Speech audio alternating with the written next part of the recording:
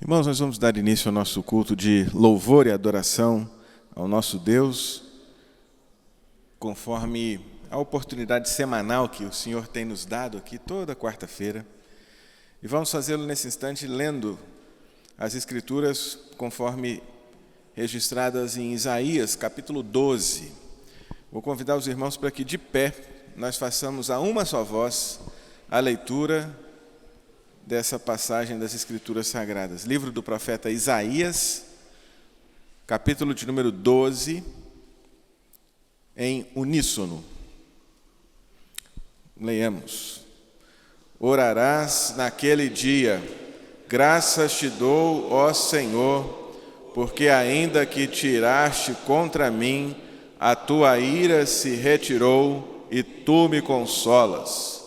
Eis que Deus é a minha salvação, confiarei e não temerei, porque o Senhor Deus é a minha força e o meu cântico, Ele se tornou a minha salvação.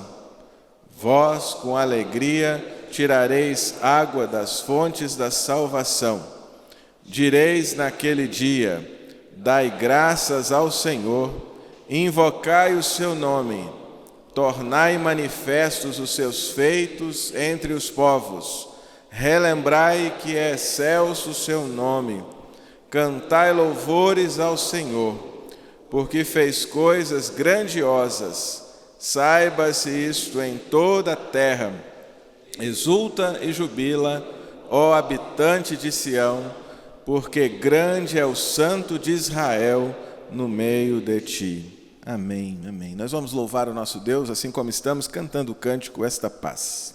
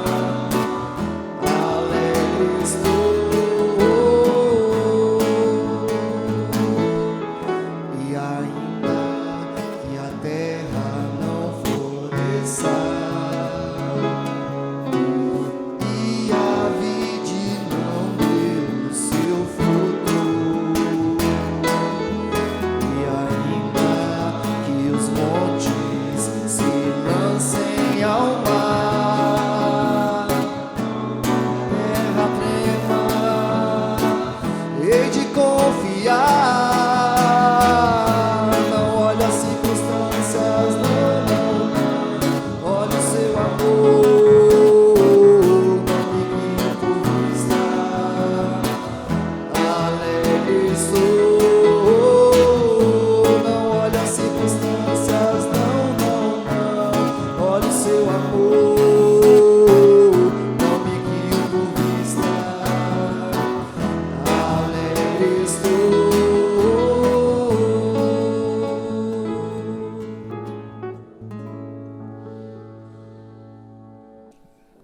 Quando o profeta Abacuque reconhece a grandeza do nosso Deus, e de fato ele declara isso, né? Ainda que a figueira não floresça, nem haja fruto na vide, o produto da oliveira minta, logo após essa declaração, ele encerra o seu livro dizendo: todavia eu me alegro no Senhor e exulto no Deus da minha salvação. Todavia eu me alegro no Senhor e exulto no Deus da minha salvação. É a mesma ideia que o apóstolo Paulo depois vai desenvolver em Filipenses, quando ele insistentemente vai dizer: alegrai-vos no Senhor, outra vez digo, alegrai-vos.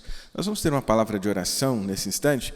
Eu queria convidar o reverendo Vilmar. O reverendo Vilmar, ele é ex-aluno do nosso seminário, né? Formado aí em meados da década de 90, está nos visitando, para nos dirigir a Deus uma palavra de oração. Convidar o reverendo para chegar aqui no microfone, aqui do lado, e nos conduzir a Deus nesse momento. Bendito Deus, nós exaltamos o Teu nome nessa manhã. Obrigado por esse momento precioso, momento ímpar em nossas vidas. Estar na Tua presença, glorificando o Teu nome, expressando, ó Pai, o propósito para o qual o Senhor nos chamou, estar sempre na Tua presença em adoração, sempre diante do Senhor, quebrantamento, buscando, reconhecendo as nossas limitações e fraquezas. Muito obrigado pelas bênçãos derramadas, as vitórias. Também lembramos aqui dos problemas que passamos, as lutas. Todas elas o Senhor tem nos assistido, tem nos socorrido, tem nos dado maturidade e grandes lições. Ó Deus, nós Te louvamos nessa manhã, Tua grandeza, majestade. O Senhor é um Deus que governa todas as coisas, Deus soberano, um Deus que nos ama e cuida de nós. Louvado é o Teu nome. Te agradecemos também por essa capelania, a diretoria do seminário, os alunos. Que o Senhor continue abençoando, Pai, todos eles, seminário, abençoando os alunos, que cada um possa dia a dia estar mais e mais crescendo na intelectualidade, crescendo também em piedade, crescendo a Deus no amor do Senhor, crescendo em obediência, que dia a dia todos eles possam contar com a misericórdia e a graça do Senhor. Que o Senhor os assista, supra as suas necessidades, os ajude a resolver os problemas, ó Deus, de cada um. O Senhor conhece cada um pelo nome, a história de cada um. Obrigado também porque eu já passei por essa casa aqui, fui ricamente abençoado. Hoje o Senhor está me usando no ministério, nas igrejas. Que também, Pai, o Senhor continue a abençoar ricamente a Igreja Presbiteriana do Brasil, esse zelo no ensino, na educação dos Teus servos. Isso aí vai abençoar os irmãos, abençoar as igrejas. É uma coisa muito louvável, o ensino, a educação espiritual. Louvado é o Teu nome nesta manhã. Pedimos a Tua bênção também pelas irmãs que cuidam do seminário, as irmãs que cozinham, que limpam este lugar. A mão do Senhor esteja com elas, com eles, aqueles que zelam também. Obrigado a Deus pela tão grande salvação que Tu nos dá em Cristo Jesus. Em Jesus somos mais do que vencedores. É Jesus que nos conforta, consola aqueles momentos difíceis. É Jesus que nos carrega em Seus braços. Glória ao Pai, ao Filho e ao Espírito Santo nessa manhã. Nós oramos em nome de Jesus. Amém. Amém, amém. Os irmãos podem se assentar. E nós vamos ler, mesmo assentados, de maneira alternada, o Salmo de número 19. O texto é muito conhecido dos irmãos. Salmo de número 19, leitura alternada, a excelência da criação e da palavra de Deus. Leiamos. Os céus proclamam a glória de Deus e o firmamento anuncia as obras das suas mãos. Um dia discurso a outro dia, e uma noite revela conhecimento a outra noite. Não há linguagem, nem há palavras, e deles não se ouve nenhum som.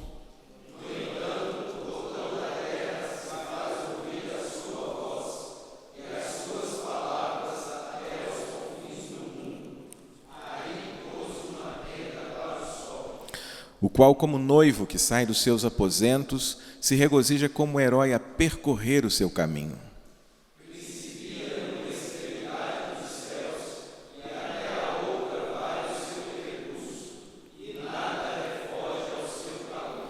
A lei do Senhor é perfeita e restaura a alma. O testemunho do Senhor é fiel e dá sabedoria aos simples. Os preceitos do Senhor são retos e alegram o coração. O mandamento do Senhor é puro e ilumina os olhos. O temor do Senhor é límpido e permanece para sempre. Os juízos do Senhor são verdadeiros e todos igualmente justos. São mais desejáveis do que o ouro, mais do que muito ouro depurado, e são mais doces do que o mel e o destilado dos favos.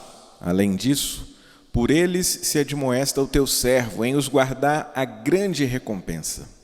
Quem há que possa discernir as próprias faltas, absolve-me das que são ocultas. Também da soberba guarda o teu servo, que ela não me domine. Então serei irrepreensível e ficarei livre de grande transgressão.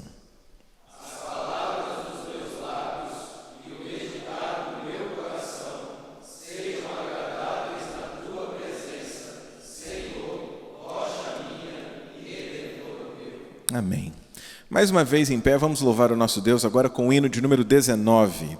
Hino de número 19, vamos bendizer o Senhor.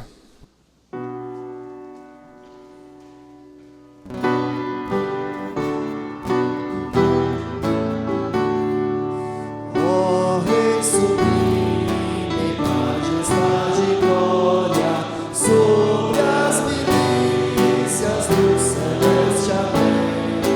Ouve o louvor, os hinos de vitória, dos que de ti recebem todo o bem. Vinde, ó remidos, filhos de Deus, cantai louvores que alcancem os céus. Nos altos céus, louvor a Deus ressoa, de gratidão ao soberano amor. Os redimidos com fervor entoam o nome excelso de seu benfeitor. Vinde, ó remidos, filhos de Deus, cantai louvores que alcancem os céus.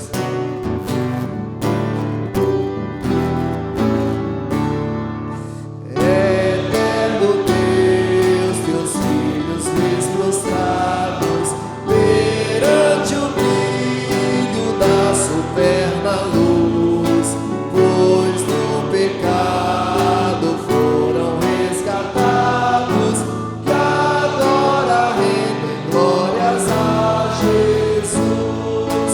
Vinde, ó remidos, filhos de Deus, cantai louvores que alcancem os céus. Amém. Os irmãos podem se sentar e eu quero convidá-los a abrir a Escritura em Provérbios, capítulo 28, versículo 13 e 14. Provérbios, capítulo 28, o verso 13 e o verso 14. Esse é um momento especial do nosso culto também, quando nós pedimos ao Senhor que, pelas suas muitas misericórdias, nós sejamos tratados, perdoados, conformados à imagem do nosso Senhor e Salvador Jesus Cristo. E aqui no texto de Provérbios, capítulo 28, a Escritura nos ensina que o que encobre as suas transgressões jamais prosperará, mas o que as confessa e deixa alcançará misericórdia. Feliz o homem constante no temor de Deus, mas o que endurece o coração cairá no mal. Irmãos, a palavra do Senhor, de maneira muito clara aqui no texto de Provérbios, nos lembra que a bênção do Senhor não pode repousar sobre aqueles que encobrem, sobre aqueles que escondem as suas transgressões.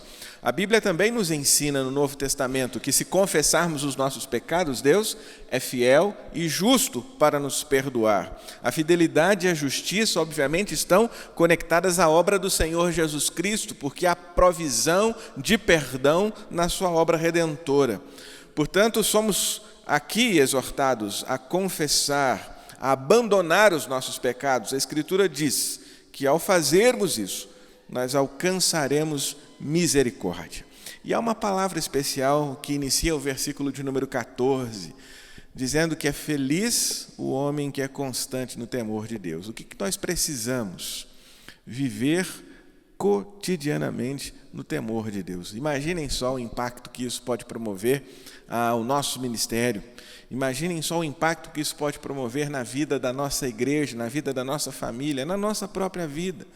Não é sem razão que aqui mesmo as Escrituras nos ensinam que o temor do Senhor é o princípio da sabedoria. Se há algo extremamente importante, urgente, que nós devemos aprender e guardar, é o temor do nosso Deus. E é feliz aquele que é constante nesse temor e que, portanto, em função disso, confessa os seus pecados, abandona os seus pecados e procura, obviamente, conformar-se à imagem do nosso Senhor e Salvador Jesus.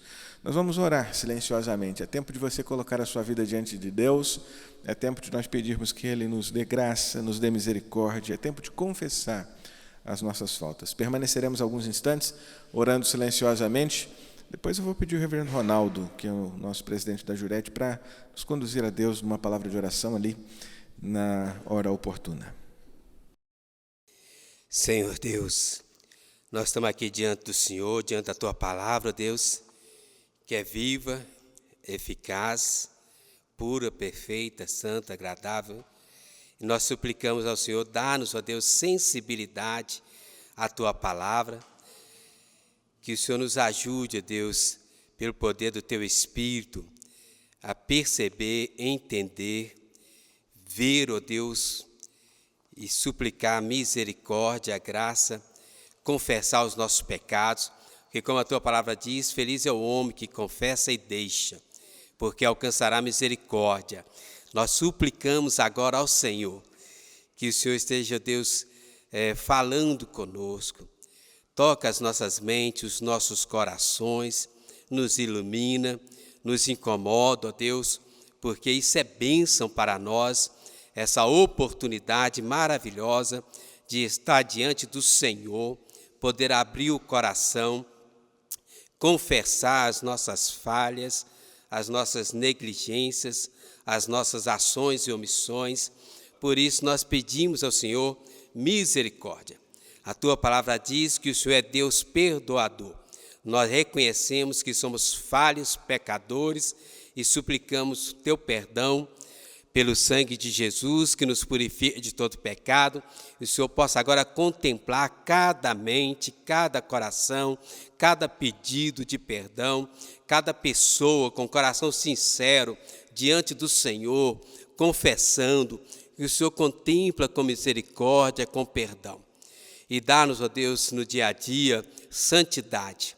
Reconhecemos a nossa total dependência do Senhor para tentarmos viver uma vida de acordo com a Tua palavra, que seja agradável ao Senhor. Por isso nós suplicamos graça, misericórdia, e o Senhor nos ilumine, nos oriente, nos livre, ó Deus, no dia a dia, de toda a influência da carne, do mundo, do diabo, do pecado. O Senhor tenha misericórdia de nós, porque sem a Tua graça, sem a assistência do Espírito, é impossível para nós. Por isso nós buscamos ao Senhor, confessamos, reconhecemos a nossa total dependência do Senhor e suplicamos perdão, misericórdia, no nome de Jesus. Amém.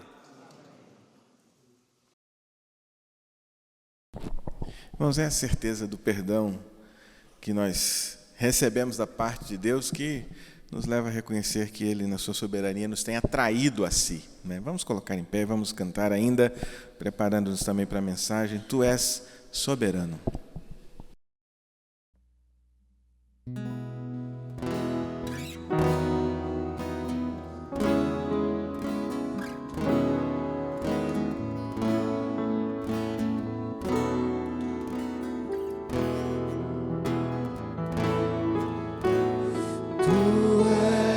Soberano sobre a terra, sobre os céus, Tu és Senhor.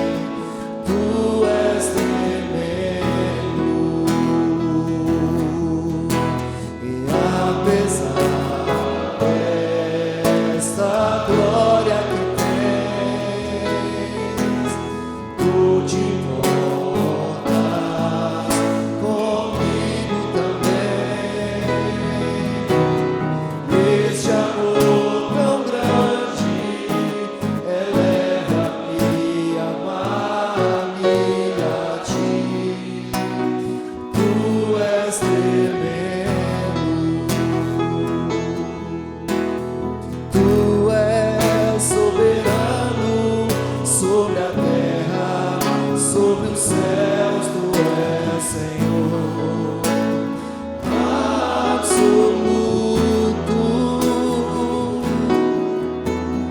Tudo que existe e acontece, tu sabes muito bem. Tu és tremendo. E apesar dessa glória que tens, tu te importas comigo também. E esse amor tão grande eleva-me, amarra-me a ti. Tu és tremendo. E apesar dessa glória que tens, tu te importas comigo também. E esse amor tão grande eleva-me, amarra-me a ti. Tu és tremendo. Oh, tu és tremendo.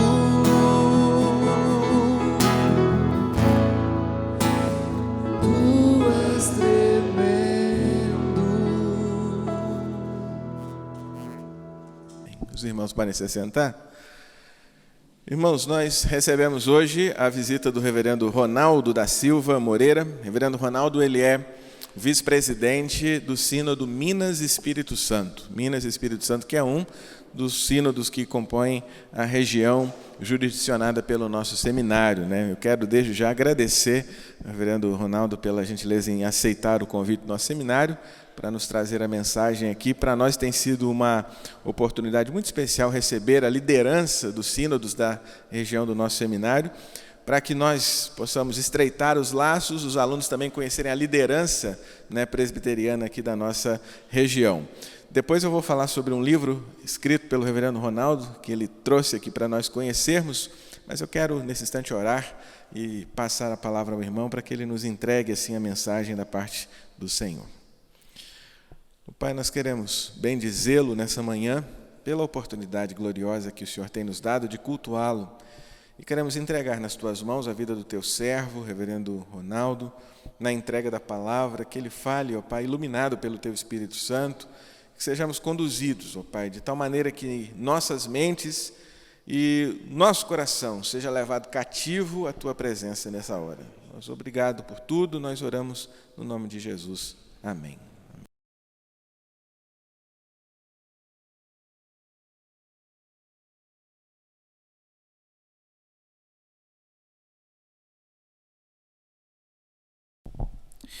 Meus irmãos queridos, graça, saúde, paz a todos vocês. Eu quero, antes de começar a exposição, dizer da minha alegria, do meu contentamento, do quanto eu estou me sentindo honrado em poder subir aqui e trazer um pouco daquilo que tenho aprendido com as Escrituras e compartilhar isso com os irmãos. De fato, tem sido uma honra para mim. Deus, já há um tempo, colocou no meu coração um desejo muito grande de contribuir com este seminário. Apesar de não ter estudado aqui, ter sido formado aqui, mas é Deus quem coloca esse amor no coração da gente. Eu tenho amado este seminário e tenho trabalhado também para que o seminário continue crescendo e sendo de fato instrumento nas mãos do Redentor para a edificação do corpo de Cristo e na formação dos seus obreiros.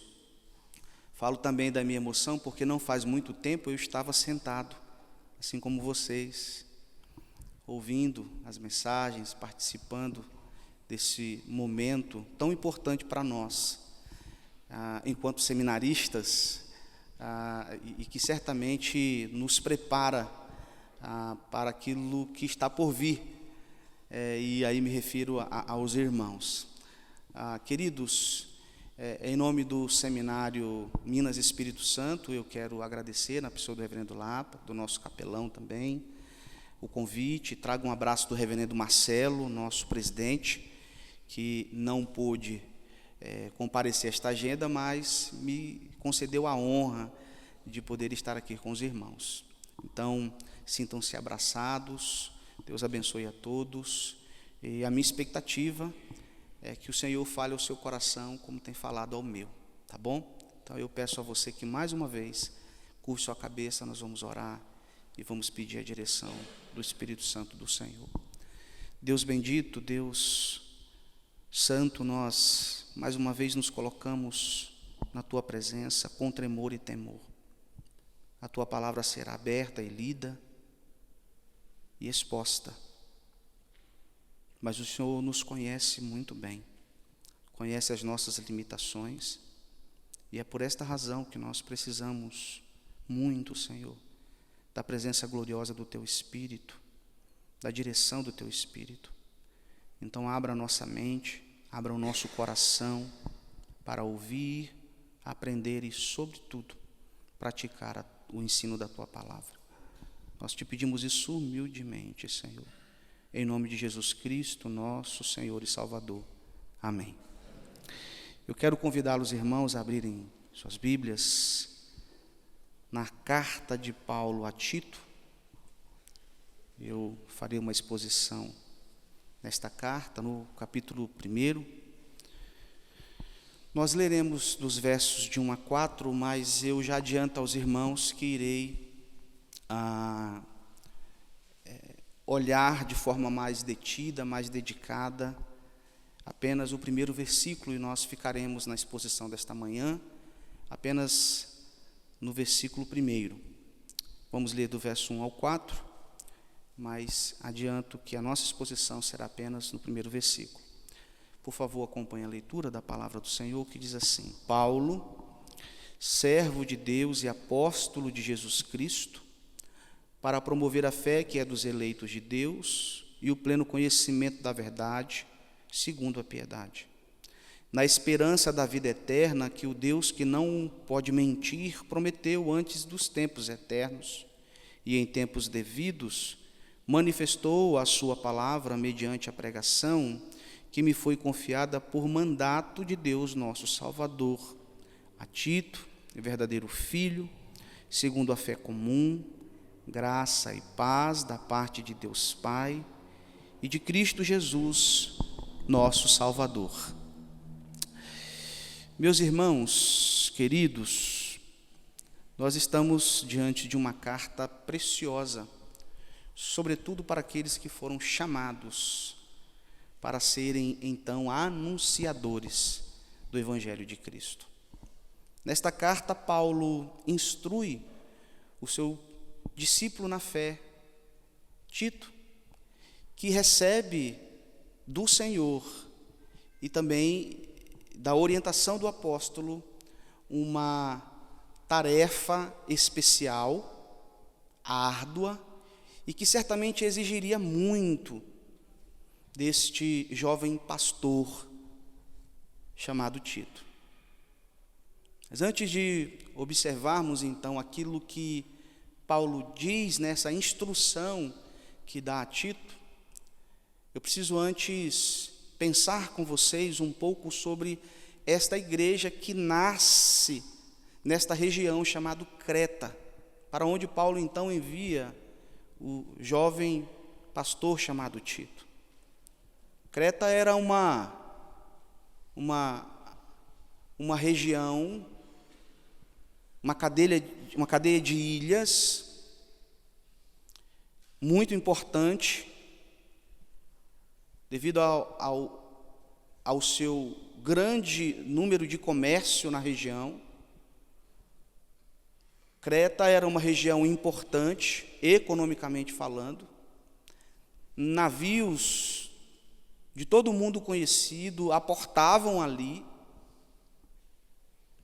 E as pessoas que ali aportavam, então, traziam consigo suas culturas, suas crenças,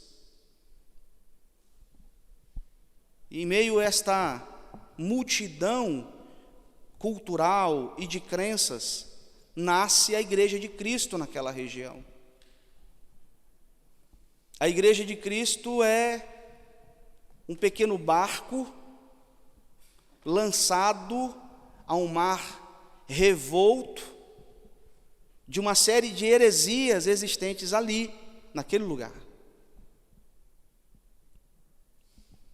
A igreja está sendo afetada não só pelos de fora, e aqui menciono também a presença gnóstica na região, mas também afetada pelos falsos profetas que estão dentro da igreja, e Paulo os menciona.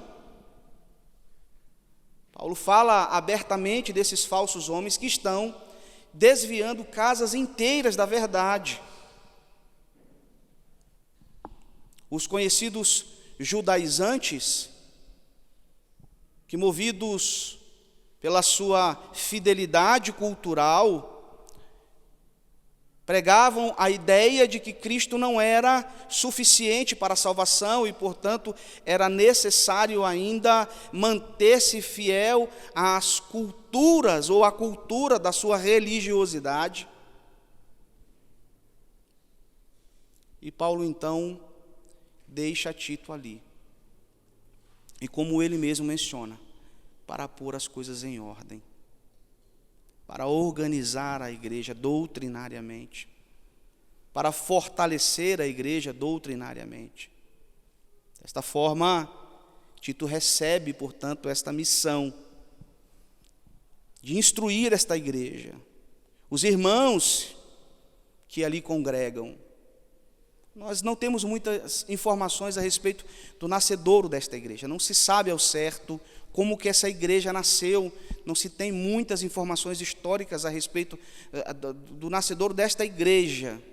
Mas eu tenho uma tese de que é provável que aqueles cretenses que estavam presentes naquele famoso sermão pregado por Pedro, lá em Atos dos Apóstolos, muito provavelmente retornam para a sua região e ali nasce a igreja, e eu apresento isso para que vocês, seminaristas, pesquisem depois, e concordem comigo ou não, é apenas uma tese, é uma possibilidade, uma vez que nós não temos informações concretas a respeito do nascedor desta igreja. Pois bem, irmãos, Paulo então começa a sua instrução para este pastor, que tem a missão de pôr as coisas em ordem ali. Porque esta mensagem ela é importante para você. Nós temos aqui alunos do primeiro, segundo, terceiro e quartanistas, em especial os quartanistas, que daqui a pouquinho estarão deixando o seminário, estarão sendo ordenados e encaminhados para os seus devidos campos, e muito provavelmente receberão, será o caso de alguns dos irmãos, certamente receberão a tarefa de pôr as coisas em ordem, onde o Senhor os enviar. Portanto, a importância dessa mensagem para nós, que somos chamados como pastores para servir a igreja de Cristo. Paulo então começa a sua instrução. Mas o que é curioso aqui é perceber que Paulo, como de costume nas suas cartas, começa se auto-identificando. Ele não começa a sua carta trazendo de pronto qualquer conceito doutrinário. Antes ele se apresenta, ele deixa claro quem escreve a carta. É Paulo. Mas como tudo na Escritura é perfeito, é santo, e não existe uma única vírgula na Escritura que não tenha aqui propósito e profundidade. Observar a forma como ele se apresenta, irmãos, é extremamente importante e profundo para nós. Porque veja, quem é Paulo? Nós sabemos quem ele é, a Escritura revela. Antes de ser Paulo, era Saulo, o perseguidor da igreja. E quem era este homem? Nós podemos aqui pontuar muitas coisas a seu respeito. Era um homem culto, foi o homem educado aos pés da mente mais brilhante de sua época. Era um homem fiel às suas crenças, à sua cultura. E ele então recebe o nome, como de costume dos hebreus, carregado de significado. E este seu nome hebreu, Saulo, é na verdade uma homenagem ao primeiro rei de Israel, Saul, que significa aquele por quem se orou. Mas você pode também traduzir da seguinte forma: aquele que se desejou, ou aquele por quem se esperou. Esse é o significado deste nome, Saul, o primeiro rei de Israel. Então ele recebe esta homenagem, Saulo, e ele certamente poderia se apresentar com a grandeza que representa o seu nome. Poderia se apresentar usando os seus títulos: um homem culto, poliglota, com a mente filosófica brilhante. Nós temos exemplos disso quando Paulo foi à Grécia e pregou ali, e confrontou os filósofos. Certamente um homem que tinha sobre o seu comando muitos homens, então gozava de muito respeito, e sobre ele estava muita autoridade. E é investido dessa autoridade que ele persegue a igreja. Mas o que me surpreende quando eu olho para o texto é que, muito embora ele pudesse usar dos seus títulos para se apresentar, ele não faz. Ele abre mão do seu nome hebreu e faz uso do seu nome romano, Paulo, que significa pequeno. E aqui há algo maravilhoso, porque aquele por quem se orou, aquele que se desejou, agora se apresenta o seu jovem filho na fé, título, dizendo que ele é apenas um pequeno homem. É Paulo. Mas não só isso, ele é um pequeno homem, se você observar, olhe para o texto, doulos. E certamente vocês já estão habituados e craques com o grego. Olha que interessante, é um pequeno homem, servo, escravo. Mas não mais escravo da sua vaidade, não mais escravo dos seus títulos, não mais escravo da sua religiosidade, não mais escravo da sua cultura. E agora ele deixa claro a quem ele serve, de quem ele é escravo. Paulo, este pequeno homem, é um escravo de Deus. Desta forma, então, ele se apresenta ao seu jovem discípulo Tito. Ele está dizendo para Tito: Tito, veja, quem te escreve é um pequeno homem, escravo de Deus. Irmãos, nós poderíamos ficar aqui um longo tempo refletindo apenas nessas expressões, porque elas são carregadas de significados muito profundas.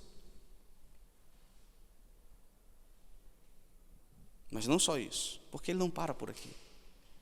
Ele é um pequeno homem, escravo de Deus e apóstolo de Jesus Cristo. E sabe o que me impressionou quando eu estava estudando esse texto?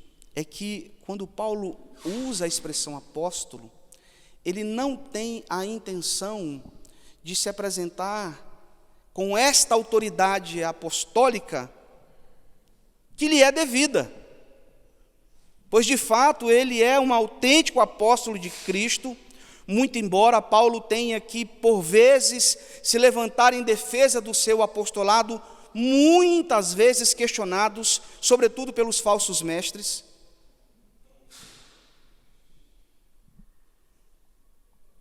Em determinada ocasião, ele é acusado de ser um falso apóstolo porque não carregava consigo nenhuma carta de recomendação.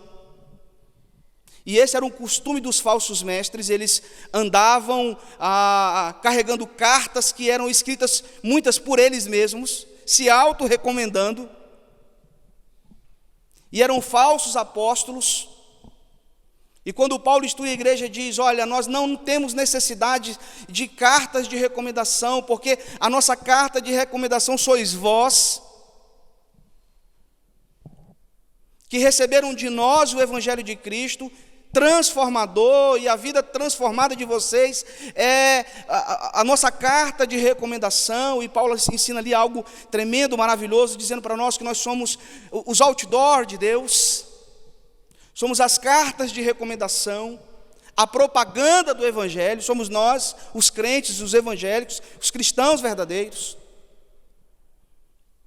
Portanto, quando ele usa essa expressão, não é com a intenção de se revestir da sua autoridade apostólica, muito embora tenha esse princípio também, mas aqui Paulo usa essa expressão, se você for pesquisar, você vai perceber que ele a usa com a intenção de anunciar a título que ele é um pequeno homem, escravo de Deus, enviado de Cristo. Esse é o sentido aqui da expressão. Enviado de Jesus. Pois bem, certa feita eu ouvi uma analogia, ela não foi criada por mim, mas foi muito impactante refletir sobre isso e muito profunda para mim, que eu quero compartilhar com os irmãos. Quem se lembra aqui do que aconteceu no dia 11, deixa eu lembrar o mês, de setembro, o ano eu não recordo se foi 2001? Muito bem, vocês já lembraram, né? O que aconteceu nesse ano? Um evento histórico da nossa geração, que certamente ficará marcado na história para todo sempre. Vocês lembram? Veio abaixo o símbolo do maior poder econômico da Terra, as Torres Gêmeas. Foi tão marcante, irmãos, que eu me lembro, isso pode ter acontecido com vocês também, eu me lembro do local, a hora e o dia em que eu olhei para a TV e vi as Torres Gêmeas pegando fogo. E era inacreditável pensar naquilo, porque eram os Estados Unidos da América. E mais surpreendente foi quando elas vieram abaixo. E depois tomamos conhecimento de quem tinha sido o pensador, o autor, o executor daquela tragédia. Vocês lembram o nome dele? Osama Bin Laden. E eu estou trazendo isto à nossa recordação para, então, usar esta analogia e nos fazer pensar. Pense bem. Imagine a seguinte cena agora. O presidente dos Estados Unidos, agora o Biden, né? Chegando para este homem chamado Osama Bin Laden e dizendo para ele assim: Osama Bin Laden, o que você praticou foi terrível. Pessoas de várias partes do mundo morreram naquela tragédia, naquele atentado provocado por você. Mas olha, muito embora isso tenha sido terrível, um crime que não merece perdão, você deveria pagar com a sua própria vida. Mas como eu tenho autoridade, como presidente dos Estados Unidos da América, em nome do povo americano, eu hoje estou declarando que você está perdoado dos crimes que você cometeu contra os Estados Unidos da América. Você consegue imaginar algo dessa natureza? É difícil pensar, né? É difícil. É difícil para mim também imaginar algo assim. Mas pensem comigo. Vamos pensar que o Osama Bin Laden recebeu algo ainda maior. O presidente dos Estados Unidos da América chega e diz assim: não é só isso, Osama. Você, além de ter sido perdoado dos seus crimes contra a nação americana, com a autoridade que me foi investida, então hoje eu estou declarando e dizendo a você que a partir de hoje você não só está perdoado, mas aonde você colocar os seus pés, você falará em nome dos Estados Unidos da América como genuíno representante, com toda a autoridade que é conferida àqueles que nós enviamos. Você consegue imaginar algo dessa natureza? Pensar nisso? Pois bem, meus irmãos, foi exatamente isso que Cristo fez comigo e com você. E essa é a beleza da grandiosa graça de Jesus, que é derramada na vida de pecadores que absolutamente nada merecem. E se merecem alguma coisa, merecem condenação. E condenação é justiça.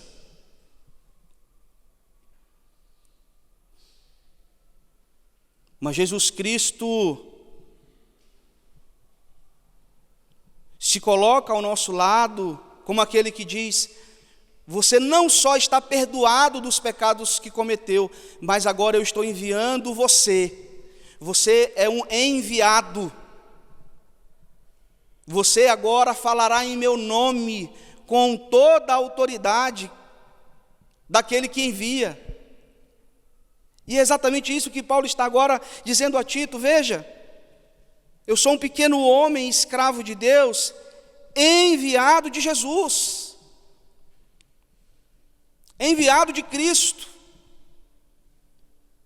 E essa é a grande primeira lição para nós essa manhã. Você, meu irmão, foi chamado por Jesus, mas você não pode esquecer quem é. Porque acreditem, a linha entre a teologia e a vaidade andam bem próximas. E eu costumo dizer para as minhas ovelhas, lá na igreja que pastoreio, e é claro que parece até um contrassenso, mas eu costumo dizer que se a tua teologia não te faz esquecer para baixo, abandone, ela não é boa. Ela não é de Deus para a sua vida. Porque o conhecimento genuíno da verdade é aquele que faz com que olhemos para nós, façamos uma alta reflexão e entendamos quem somos. Assim como Paulo fez, nós somos pequenos homens que nada merecemos, mas hoje não vivemos mais para os nossos próprios sonhos, vaidosos, para os nossos próprios desejos. Nós agora estamos numa missão e nós somos escravos de Cristo nesta missão, como enviado daquele que é o dono da obra, Jesus Cristo, que nos enviou para sermos anunciadores da sua palavra, porque é isso que ele diz aqui, e é isso que ele está ensinando para Tito. Veja, Tito, lembre-se, somos pequenos homens, escravos de Deus, enviados de Jesus para uma missão importante. E essa é a grande segunda lição para nós dessa manhã. Qual é a missão, meus irmãos? Qual é a missão?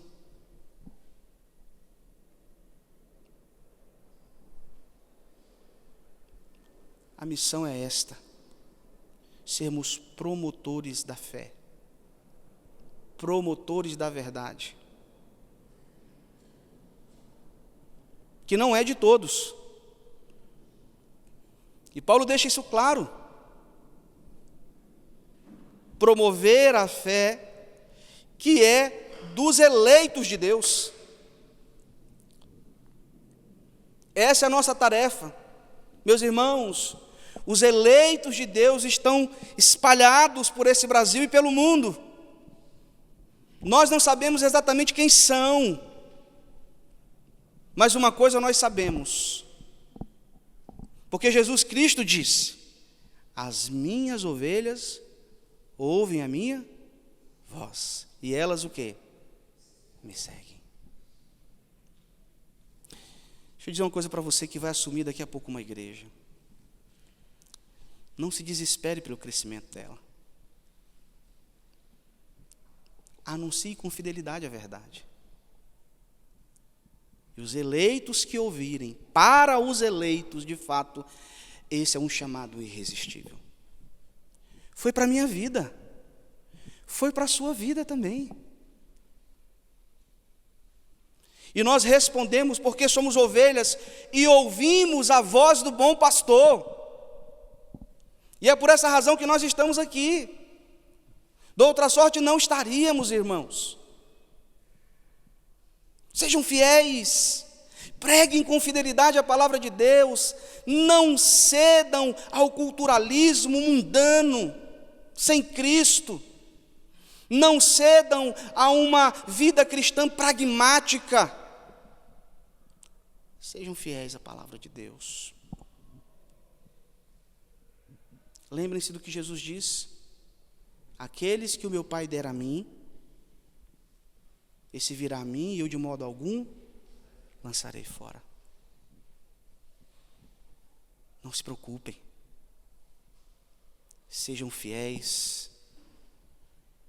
E certamente o Senhor se encarregará de honrar a cada um dos irmãos.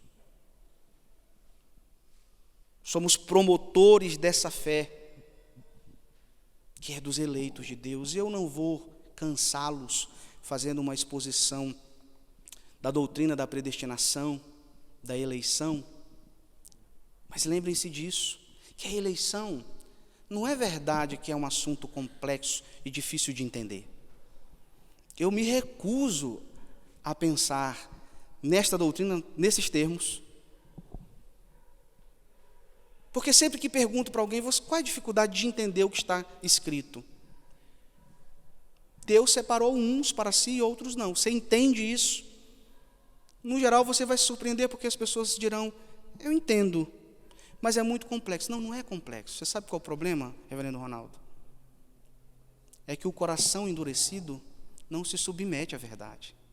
Então o problema não é de entendimento, é de aceitação, é de submissão. Não vou gastá-los com uma doutrina, mas lembrem-se disso.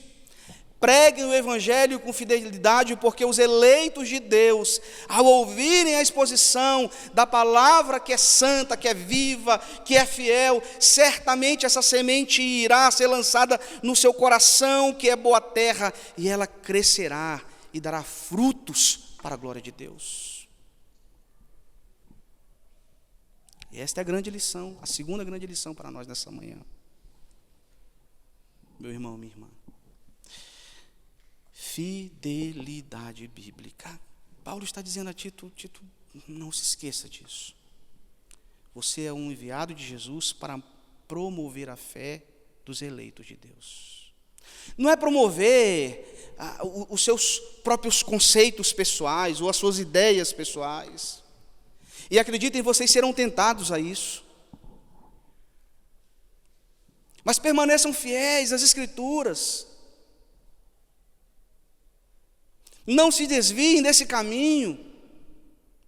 E certamente vocês estarão cumprindo com fidelidade a missão daquele que entregou esta missão na sua mão. Ser um promotor da verdade. Ser um promotor da fé que é dos eleitos de Deus e o pleno conhecimento da verdade, como o texto nos mostra. É a verdade de forma plena, completa. E lembrem-se que quando nós falamos de verdade, nós estamos falando de uma pessoa. E nós sabemos quem é a verdade. A verdade é uma pessoa. A verdade não é um conceito, uma teoria, um pensamento.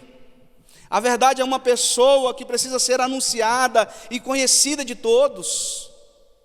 A verdade é Jesus. O pleno conhecimento da verdade é pregar Jesus de forma plena. Pois lembremos que foi o próprio Senhor que nos instruiu. Eu sou o caminho, a verdade e a vida. Ninguém vai ao Pai senão por mim. Preguemos Jesus. As pessoas estão carentes de ouvir com fidelidade a respeito de Jesus. E é essa missão que está sendo entregue na mão de vocês, de todos nós. E essa é a segunda grande lição para nós. Mas a terceira grande lição, irmãos, e talvez seja esta a mais importante apresentada aqui hoje nesta manhã, que Paulo agora vai dizer para Tito como ele deve fazer.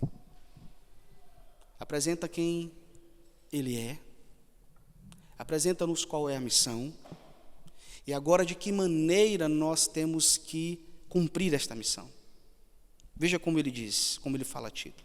O pleno conhecimento da verdade, segundo o quê? A piedade. E aí eu estudando essa expressão, dentre tantas coisas que ela pode significar, e quase sempre nós somos levados a pensar em alguém piedoso como alguém bonzinho, ou talvez alguém amoroso. Não sei qual é o conceito de piedade que você tem ou entende esta expressão.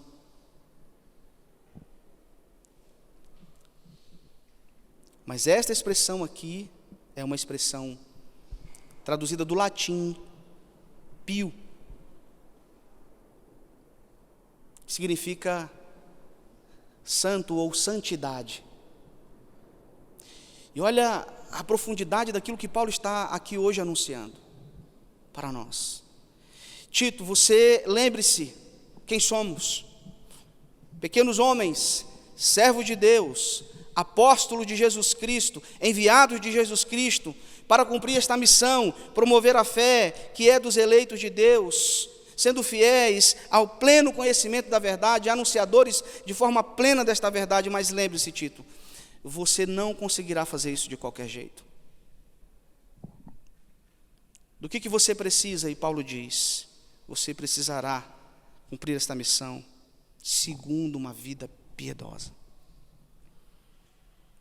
uma vida de santidade. Isso falou muito ao meu coração, meus irmãos. Sabe por quê? Porque eu aprendi algo muito importante para a minha vida, eu espero que seja para a sua também. Meus irmãos, se nós não vivermos uma vida santa de verdade, não há o que anunciar. E se nós somos anunciadores nutrindo uma vida dupla, isso só servirá para uma coisa. Lembrem-se, enquanto nós estamos no caminho, Jesus Cristo é o nosso fiel advogado, mas ao final da estrada, nós haveremos de nos encontrar com o Redentor que estará à nossa espera, e lá ele não será mais o advogado fiel, ele será o justo juiz. É assim. E se nós somos anunciadores, vivendo uma vida dupla, isso só servirá para uma coisa, irmãos, para testificar que somos hipócritas, aqueles que não herdarão o reino dos céus. E esta é a mensagem de Paulo para este jovem pastor, que tem a missão de colocar as coisas em ordens ali naquela igreja. Tito, lembre-se, Tito, se você não viver uma vida santa, um testemunho sincero na sociedade, não há o que apresentar, não há o que anunciar. Meus irmãos, bom seria se o mundo todo lesse as Escrituras de forma dedicada, mas nós sabemos que não é assim. Não é assim nem na igreja, infelizmente. Tem muito crente que não lê a Bíblia. Ou eu estou falando besteira aqui? Seria muito bom se todos lessem de forma dedicada as Escrituras. Mas a verdade é que o mundo não lê a Bíblia. Mas uma coisa eu sei. O mundo nos lê. O tempo todo. Todos os dias. O seu vizinho está lendo você. A sua família está lendo você. Os seus filhos estão lendo você. Seus parentes estão lendo. Seus amigos estão lendo. E a verdade é que nós somos promotores não só através daquilo que aprendemos na academia, mas muito mais com aquilo que nós apresentamos no dia a dia na sociedade. E é disso que Paulo está falando. Tito, você é um enviado de Jesus, com a missão de promover a fé que é dos eleitos, o pleno conhecimento da verdade, mas lembre-se, Tito, você precisa fazer isso, tendo um bom testemunho. Meus irmãos, eu quero, nessa parte final desta exposição que faço, dar a vocês um recado que recebi quando também estava no seminário. Quem nos deu esse recado, esta orientação, este conselho, foi o reverendo Ageu, na época. Ele entrou na sala de aula. Naquele dia ele não deu aula. Ele nos colocou assim em uma roda e disse assim: meus filhos, hoje eu preciso dizer algo importante para vocês. Nós éramos primeiranistas. Vocês ficarão 4 anos aqui aprendendo. Irão aprender muito. Mas eu sei que a vida cristã é uma vida de desafios. E se há alguma coisa na sua vida que precisa ser resolvida, resolva agora com Deus. Não espere sair daqui para resolver depois. Se há algum problema no seu caráter, resolva agora. Se há algum problema em qualquer ordem que seja da sua vida, resolva agora. Agora é a hora. Confesse seus pecados diante de Deus, abandone-os, porque vocês serão ministros do Evangelho. Deverão ser padrão de vida e de conduta para aqueles que estarão sob a responsabilidade de cada um de vocês. Lembrem-se disso. E eu quero deixar então este conselho que recebi. Se há alguma coisa a ser resolvida, resolva. Não espere sair daqui para resolver. Resolva agora. E eu não tenho dúvida alguma de que daqui, reverendo Lapa, sairão certamente grandes pastores para a glória de Deus, para o crescimento da igreja, para a edificação do povo de Deus. Meu irmão, que o Senhor te use e que você carregue e lembre-se dessa mensagem. Quem você é, não se exalte. Quem te enviou, lembre-se disso. Qual é a missão? Seja fiel. E como você deve ser esse anunciador? Vida santa, para a glória de Deus. Curve sua cabeça, vamos orar.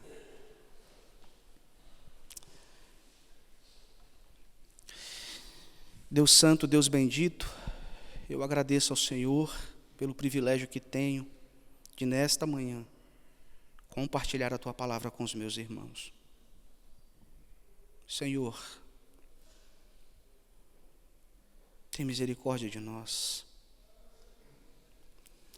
O Senhor sabe o quanto nós carecemos da Tua misericórdia, do Teu perdão, porque a despeito de termos sido chamados para esta tão nobre tarefa, somos tão falhos, Senhor. Nós erramos tanto, Deus. Mas Deus santo, Deus bendito, em nome de Jesus, tem misericórdia de nós, nos ensina, nos instrui, nos ajuda, porque sem o Senhor nada podemos fazer. Nós precisamos da presença gloriosa do Teu Santo Espírito em nós. Ajuda-nos, Senhor. Senhor, ajuda os meus irmãos seminaristas que estão nesse período, nesse processo de aprendizado. Ó Deus, sê com eles, renova as suas forças, o ânimo. Quando o desânimo abater, quando o sentimento e desejo de desistir vier, que o Senhor, em nome de Jesus, relembre-os que o Senhor chamou-os para uma tarefa sublime, e não há honra maior que essa, Senhor. Ajude os meus irmãos, ajude a todos nós. Te pedimos isso humildemente, em nome de Jesus Cristo, nosso Senhor e nosso Salvador. Amém.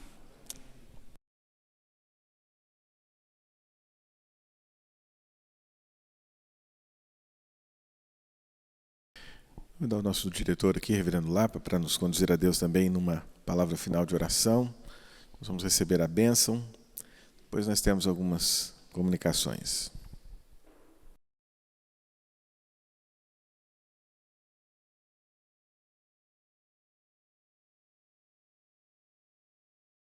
Convido os irmãos a colocar-se em pé. Senhor, seja gracioso para conosco e nos abençoe. Para que neste período, ó Deus, que o Senhor nos concede, e nos prepararmos para melhor servir ao Senhor na seara. Nos dê, ó Deus, disposição para aprender. Desejo, ó Deus, de servir e submissão à Tua palavra. Portanto, ó Deus, a Tua palavra comunicada nesta manhã faça diferença nas nossas vidas. Continue abençoando a vida do reverendo Ronaldo. Obrigado pela viagem que ele fez até aqui. Também pedimos em favor do retorno, ó Deus, proteção. Oramos, ó Deus, pela vida dos nossos professores, nossos alunos, familiares, todos aqueles que servem, ó Deus, essa casa. Nós oramos em favor das igrejas, ó Deus, onde os teus filhos hão de servir. E, ó Deus, receba-os como enviados do Senhor. E que eles possam, Senhor, desenvolver um ministério que glorifique o teu nome. E que a graça de nosso Senhor e Salvador Jesus Cristo, que o amor de Deus Pai Todo-Poderoso, a comunhão e consolação do Espírito Santo continue sobre nós, irmãos, família do Senhor, hoje e para todos sempre. Amém, Senhor.